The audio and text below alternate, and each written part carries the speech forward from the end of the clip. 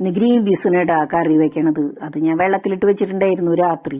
അപ്പൊ അത് കുക്കറിലേക്ക് വേഗം ഒരു പൊടി മഞ്ഞപ്പൊടിയും കുറച്ച് പാകത്തിനുള്ള ഉപ്പുപൊടിയും വെള്ളം ഒഴിച്ചിട്ട് ഞാൻ അടപ്പത്ത് വേവിക്കാനായിട്ട് വെച്ചുട്ടാ.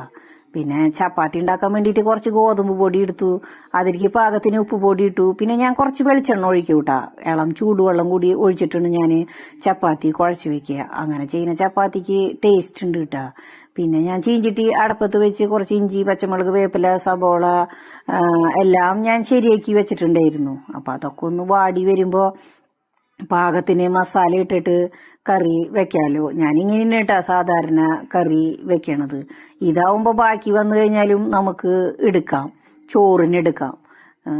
ഇഷ്ടു വെച്ച് കഴിഞ്ഞാൽ ചിലപ്പോൾ അത് ബാക്കി വന്നാൽ ആരും എടുക്കില്ല. അപ്പൊ അതിന് പാകത്തിന് വേണ്ട മുളക് പൊടി, മല്ലിപ്പൊടി, മഞ്ഞപ്പൊടി, പിന്നെ ഗരം മസാല അത് ഇതിൽ ഇടണത് വീഡിയോയിൽ പെട്ടില്ല എന്ന് തോന്നുന്നുണ്ട് കേട്ടാ.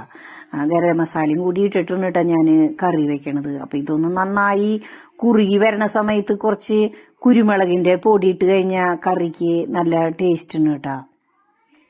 പിന്നെ ചപ്പാത്തി നന്നായി മാവൊക്കെ ഇപ്പൊ ശരിയായി വന്നിട്ടുണ്ടാവും. അപ്പൊ അത് ഞാൻ പ്രസ്സിൽ വെച്ചിട്ടാണ് ചപ്പാത്തി ഉണ്ടാക്കണത്. അപ്പൊ അത് നന്നായി പോളൊക്കെ വന്നിട്ടുണ്ട്, നല്ല ചപ്പാത്തി ആയിട്ട് വന്നിട്ടുണ്ട് കേട്ടാ.